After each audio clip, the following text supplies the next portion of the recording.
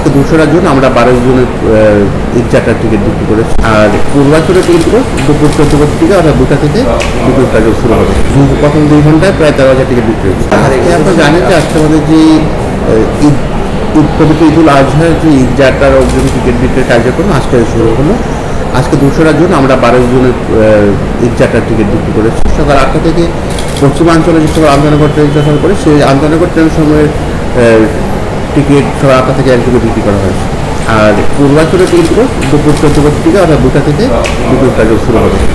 আর আপনারা জানেন যে পশ্চিমাঞ্চলে যে আন্তনগর ট্রেনসমূহ রয়েছে আপনার 10টার আপনার প্রাপ্ত তথ্য অনুযায়ী প্রায় 13,000 টিকিট বিক্রি হয়ে গেছে। আর এই টিকিটের জন্য প্রায় 70 লক্ষ লোক বুক করেছে। 10টা পর্যন্ত 13,000 টিকিট মানে কত ঘন্টায়? আমি বললামই 10টা পর্যন্ত পরিসংখ্যান। হ্যাঁ, প্রথম 2 ঘন্টায় প্রায় 13,000 টিকিট বিক্রি হয়েছে। আর এই আপনার মোট এই 2 ঘন্টায় হিট করেছে প্রায় 70 লক্ষ।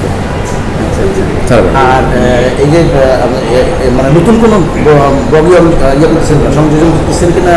আপনারা জানেন যে আমাদের আমার বাংলাদেশের রেলওয়ে তার সক্ষমতা সবটুকু দিয়ে ঈদযাত্রায় সময় সরকারকে তার গন্তব্যে পৌঁছানোর চেষ্টা করেন। তো আশা করছি এবার ঈদযাত্রা আমরা আমাদের সর্বোচ্চকে দিয়ে ঈদযাত্রার জন্য আমাদের ট্রেন পরিচালনা করে থাকবো। জি, ধন্যবাদ।